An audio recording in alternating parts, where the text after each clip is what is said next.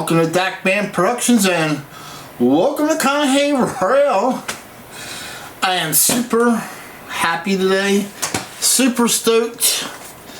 I didn't think I was gonna make this happen for myself, but I did. I just I can't believe I was able to get this. So go ahead and unbox this and you'll see why I'm making a big slobbery deal over it. You know, just slobbering all over it. It's this is from Mr. Muffins. As you guys well know, I do like dealing with him. Love Mr. Muffins. Mrs. Muffins, can't forget her. They got their own show, in case you didn't know. Mr. Muffins does the O-Gate side of it, and Mrs. Muffins does the HO side for those who are into HO. And what do I got here? Oh man, I'm just savoring the moment. I'm sorry. It's just, I just can't believe I'm here right now. It's unbelievable. So, I got my very first Vision Line locomotive on Conrail. Very first one. And wow, it's just that now that I see it in person, just looking at the box makes me happy. It's like being a kid all over again, Christmas Day. I'm just glowing right now. It's just total appreciation for this. And I worked my ass off to get this too. And I'll talk more about that here in a minute. So what do we got?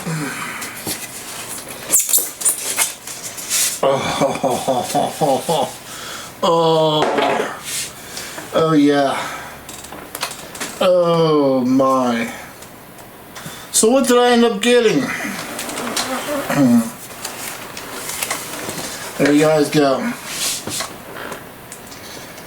On all its glory, the Lionel Conrail GG1 and the Bicentennial paint scheme. This was the one I wanted the most. Of course, if I won the lottery, I would have bought the old blue one too. But yeah, let's talk about that. So I made a post after I seen the prices of these go from $1,500 to $1,700. I made a post stating Lionel just put these out of my price range, and I congratulate those who can afford them. That was the post that I made. And at the time, there was no way I could afford this, but things started turning around for me. For some reason, I don't know. I had 2 good months on YouTube. I had 2 good months with my partnership with trains. And even that wasn't enough. I mean, it's not like, you know, I'm making $1 bazillion off of YouTube. And I was still quite out of reach. Suddenly, overtime was offered at work, which hasn't been in a long time. So I worked overtime, and I was still just that little bit out of reach. I was almost there.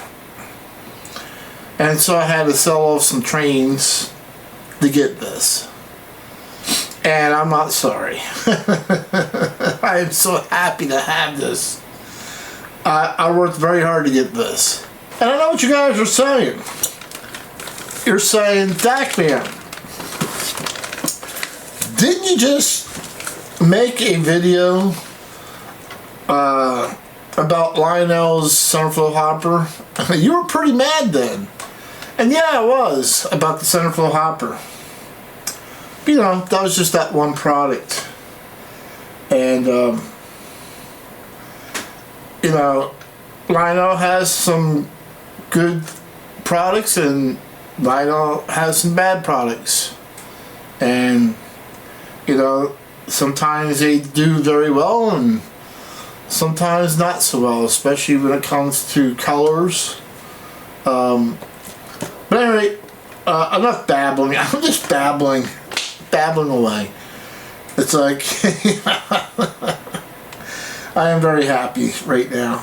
You just don't understand, and it's like, Backman, aren't you a diesel guy? Why do you have an electric locomotive?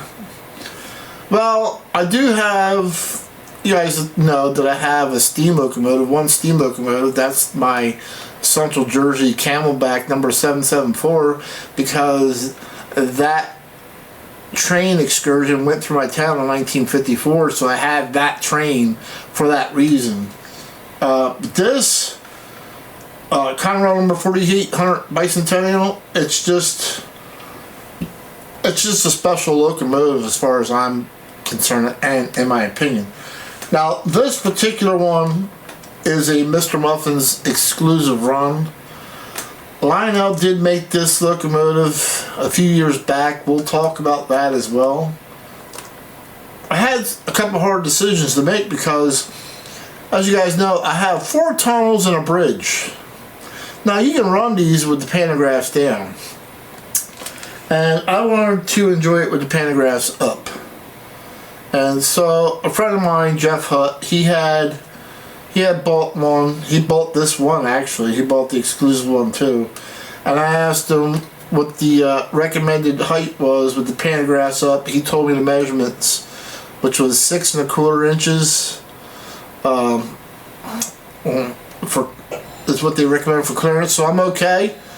My Menards bridge is 6 1/2 inches, so it should clear. I'm going to test that. And then my tunnels, I just raised them up before this got here up to 7 inches. So it should clear the tunnels with no problem, but I do want to watch it go through the Menards bridge to make sure it makes it. And so, alright, let's get this out on the track. We'll talk about 4800, the history behind it, and we'll go from there. Let's go. So I wanted to have a different angle this time for this review, and then for the history part of it, I'll put it in my normal position up against the backdrop. But what a beauty. So at any rate, we'll go ahead and start this up here.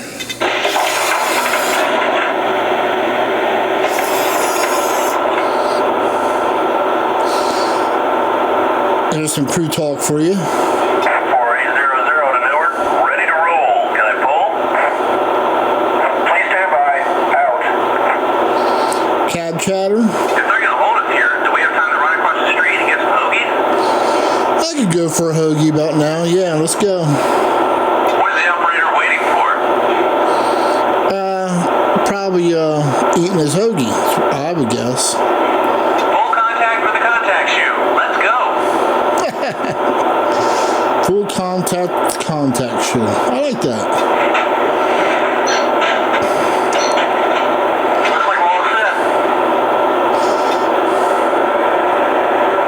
Tower, this is Conrail 4800. Ready to make our pull. Can we get permission to occupy the main? You're cleared outbound. Newark out. Alright, so one of the things I wanted to show was the arcing feature in the pantographs.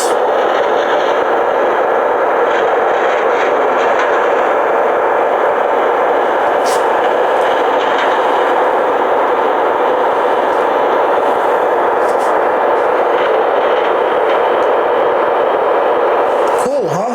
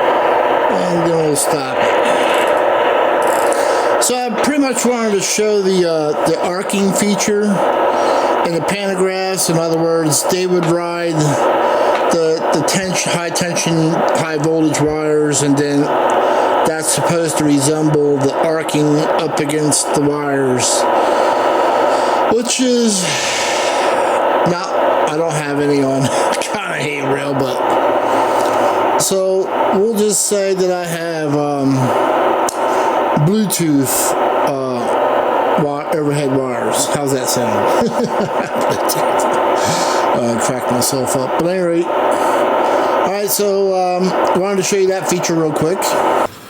Okay, so if you're a GG1 fan and you're looking for a comprehensive video of the history behind number 4800, then you're going to want to stay tuned.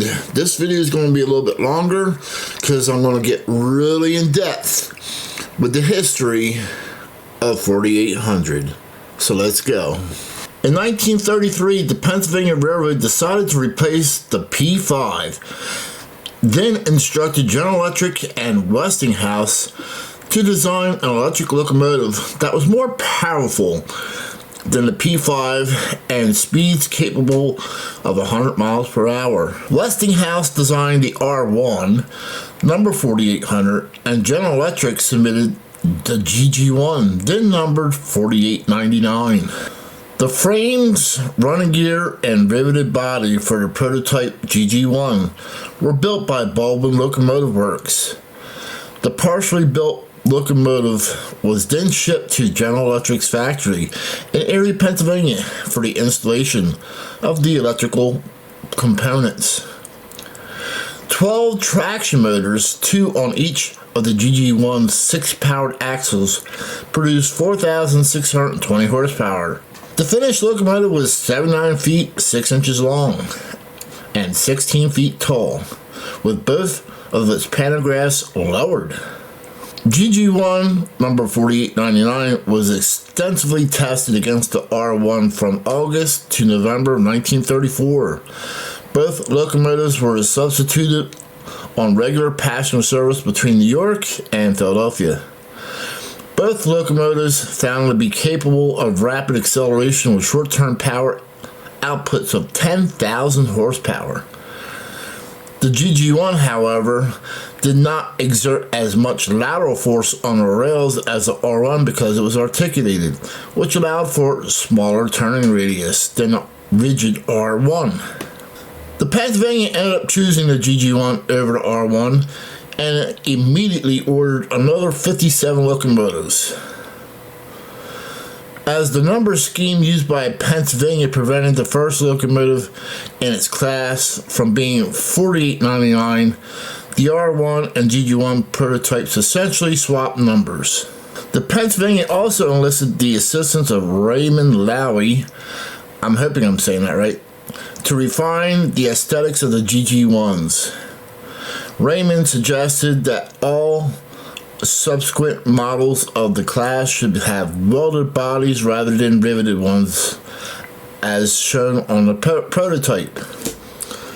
This led to the nickname Old Rivets given to number 4800, since it was the only one built with rivets.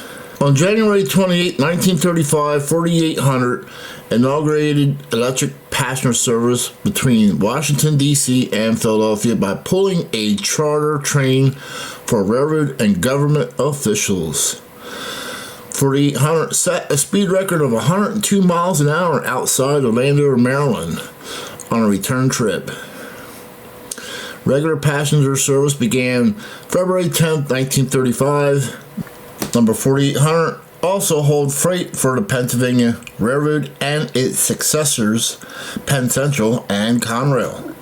In 1976, Conrail gave number 4800 a red, white, and blue paint scheme to commemorate the United States Bicentennial. It was also the only GG1 ever to wear Conrail blue paint. All other Conrail GG1s remained in black with a patch CR on them. 4800 was eventually retired by Conrail in October 1979 after its locomotive main transformer failed, which deemed too expensive to repair. 4800 was sold by Conrail in 1980 to the Lancaster chapter of the National Railway Historical Society for scrap value of $30,000. The locomotive was given a cosmetic restoration back to its 1935 appearance by the Strasburg Railroad and volunteers. 4800 was dedicated and put on display at the Railroad Museum of Pennsylvania on November 20th of 1982. It was also designated a historical mechanical engineering landmark by the American Society of Mechanical Engineers on April 23rd, 1983. In 2012, number 4800 was inducted into the North American Railway Hall of Fame for its contribution in the railway industry. The locomotive was partially restored to its widely spaced Pennsylvania Railroad 5-straight scheme first used in the 1930s. It was unique to number 4800 in the 1980s. It was displayed outdoors afterwards, and, well, we'll talk about what happened to it.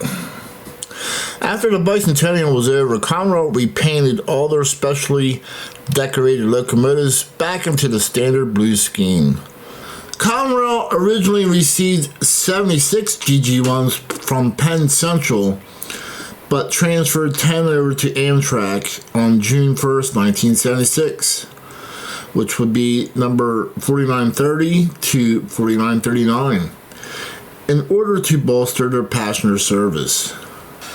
So when Conrail number 4800 was dedicated and the exhibit was open in 1982, after the cosmetic restoration, there was crowds around this locomotive. People came to see it in droves. This wonderful, massive locomotive that they remember pulling freight and passenger service. So yes, the GG1, number 4800, even in the Conrail era, pulled both freight and I've seen pictures of it with Amtrak trains as well. There was a photo I found of it as a helper pulling freight through the Northeast Corridor, and it was awesome to see that. And I'm probably the last generation, I'm assuming, that remembers these things when they were still running. So when I was a kid, I remember my parents taking me to Lancaster and, you know, seeing the GG1s coming through the Northeast Corridor. It was so cool. And I believe they were the Amtrak ones. But I remember these things just whizzing by. I was just amazed at how fast these things were. So what happened to the GG1 number 4800? Well, you might want to grab a box of tissues. So, after its dedication in 1982, and people would come and visit it, over the years, it just drew less of a crowd, less people started visiting, people who remembered it passed away, died off, whatever have you.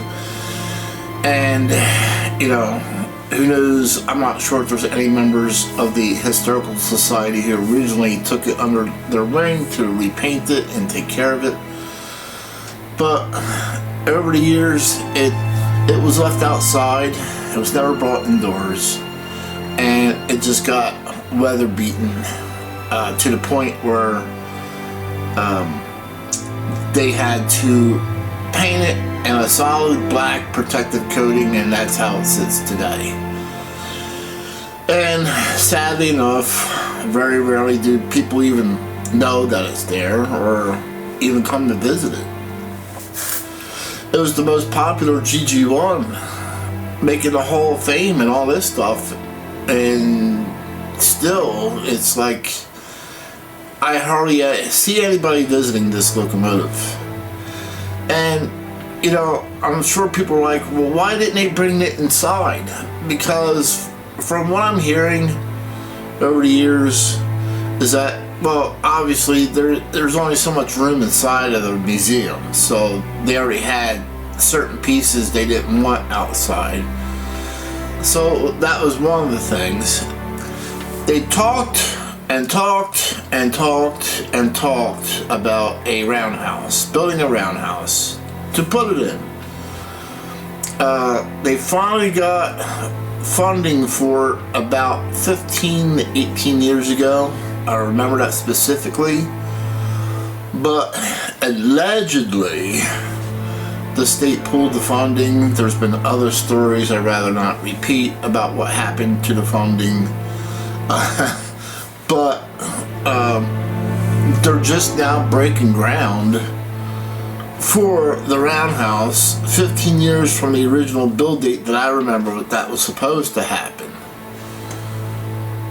So people are speculating that they're going to wait until this roundhouse is built before they repaint number 4800 back into its Pennsylvania Railroad paint scheme again and put it in there, and it'll be featured in the roundhouse.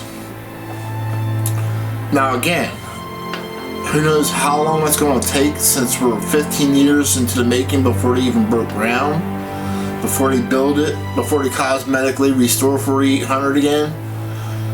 I could be gone by then. So I'm asking fans of Deckman Productions a favor, in case that goes down that way. Make sure you pass on the history of 4800 onto your kids, your grandkids. Keep the history of the train going. And if and when they do restore it back to cosmetic condition, and if it gets displayed in its glory in this wonderful roundhouse that I'm picturing the whole scene right now, make sure they go and visit it and tell them the history that I just mentioned here today. I think it's important. So every time I go to the Railroad Museum of Pennsylvania, I make sure to visit number 4800. So let's visit number 4800 together. Let's go to Lancaster and visit it. Let's go. Boop.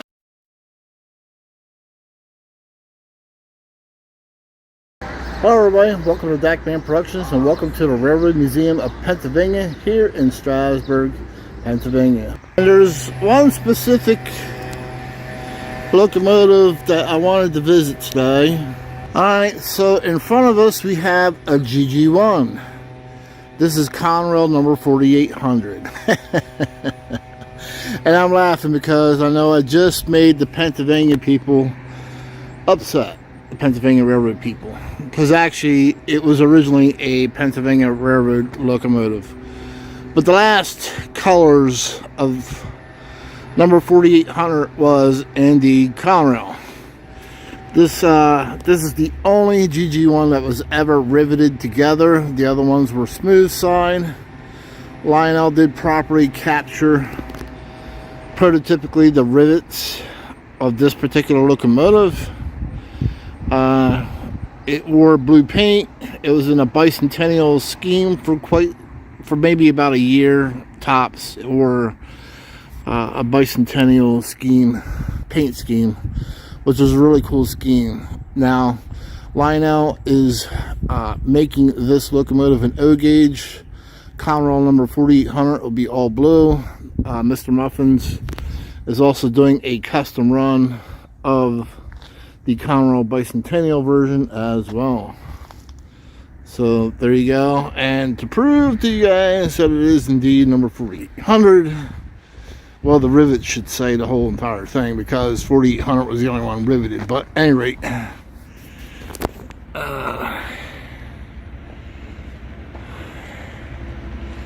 you go, number 4800. Okay, we're back. All right, so let's talk about the models. So the Conrail GG1 Bicentennial was originally offered in the 2016 Lionel Signature Edition catalog. And yes, it was indeed a vision line. There was a couple people who said it was a legacy and not a Vision-Line, but no, the original one was indeed a Vision-Line as well. My good friend Sterling Callahan, Raven Hawk 6910, actually owned one, and I believe he showed that on his own video. Now, I don't know if the camera's going to pick it up, but this does indeed have rivets on it. I'm not sure if you're going to be able to see it, but they are right here. Trust me, there are rivet details on this locomotive. Very cool details. Also, wanted to mention that the 6 1/4 is actually to the top of the pantograph, so you actually need 6.5 inches plus of clearance. So it does fit underneath my Menards bridge, which is 6.5 inches tall. It does fit underneath of that, and the tunnels, like I said, I already raised them up to 7, so I got plenty of clearance there. If you're considering buying one but you have low clearance, I would say don't be afraid, because there is a feature on here where you can keep the pantographs from going up. You gotta read the instructions in the manual. It's very important. It tells you to make sure that the power is off. You're going to access the switches from under here. You're going to turn the pantograph switch to off, and then there's another switch to, you're going to switch from unlock to lock, and then that's going to keep the pantographs locked down so they don't get damaged. And then you can run it with your pantographs down. Okay, so I know people are going to have a couple questions here. Would there be a time where a GG1 would be double-headed? In other words, 2 GG1s pulling a freight train? Absolutely. There has been times where a GG1 has been doubled or even triple-headed on a train. You got to remember, these things only had, so much horsepower. That 10,000 horsepower is at a spurt. You just can't have 10,000 horsepower all the time. So yeah, they would literally put, double head or even triple head the freight trains. And Conrail was one of them that double headed a freight train with GG1s. Alright, so let's talk about pantographs. I know you guys are going to have questions. Would there be a time where the GG1 would actually have both pantographs up? And the answer to that question would be yes, there would be a time where they would have them up. And when would that time be? During the winter time. So if it snowed and there was ice on the electric lines, they would actually raise both pantographs. The lead pantograph would actually knock the ice off, so the rear pantograph could actually get contact. The problem with that would be is when it would actually damage the pantograph, the lead pantograph, from knocking all the ice off. So when it got back, they would have to make repairs. Now you notice when the locomotive is in a certain direction, it's always the pantograph on the opposite side of the locomotive that raises. So would there be a time where the pantograph would be raised in the same direction that it was going? And the answer would that be yes. It would be rare, and the reason for that is if the one pantograph failed, well, they had to get it back somehow, so they would raise the other one and get it back and have it repaired. So what is my overall review on this locomotive? What are my overall thoughts? I mean, Lionel captured this. The colors, in my opinion, are pretty dead on. I'm pretty happy with it. I mean, they've been known for getting the red more like a faded pink, but this red color is dead on. So they did really good there. The blue is perfect. The graphics are crisp. I'm pretty happy with the overall appearance of the locomotive altogether. Out of the box, there was an issue, and again, I'm just being honest. It was hard for me to save this kind of money to buy this locomotive, and when you take it out of the box, you know, you expect it to be perfect for the money. And so what was the issue that I had? Well, this pantograph right here would not raise. Even when commanded, it would not raise at all. And I was devastated at first. Reading the manual, it says do not, you know, grab a hold of it and force it. So what I did on my 990 remote, I manually engaged this pantograph. At the time, it didn't raise. So, risking it all, I just gave it a slight little tiny nudge. I mean, just the slightest nudge, and it came up. And it started working ever since. So I'm like, okay. And so, so far, I've run this thing back and forth. It seems to be, you know, continuing to work. But as you noticed so far in the videos, it's kind of, I'm going to call it a little lazy, because when it does raise, it's not the same height as the other one. So as of right now, I'm just leaving well enough alone. I'm not going to mess with it anymore. I don't want to risk breaking it. I'm not sending it back to Lionel because I don't want to get it back worse than what it is. So I hate saying it that way because I've seen so many stories. It's working. It's not perfect. It's not the same height as the other one, but it's working. So again, I'm leaving well enough alone. Maybe it may work itself freer in the future. We'll see. Also, out of the box, which is expected, it was a little, at low speeds, a little jumpy. But, you know, there is a run in break-in period with these things, so if you see that with your new locomotive, you know, just run it, break it in. Even in HO, you have to break in your locomotives. So I want to mention that as well. And so we're going to go ahead and give the Lionel Conrail 4800 Bicentennial GG1 a run. And yeah, I'm going to pull freight with it. And why not? I'm sure everybody else is going to pull passengers with their GG1. So I'll be the different one, and I'll pull freight with it. Let's go. Come on, 40. Get the pan up so we can turn the heat on in this sardine can. Coming right up.